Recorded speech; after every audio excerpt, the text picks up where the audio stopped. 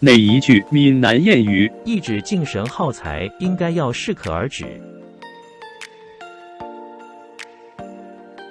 闽南谚语取材于台湾闽南语常用词词典。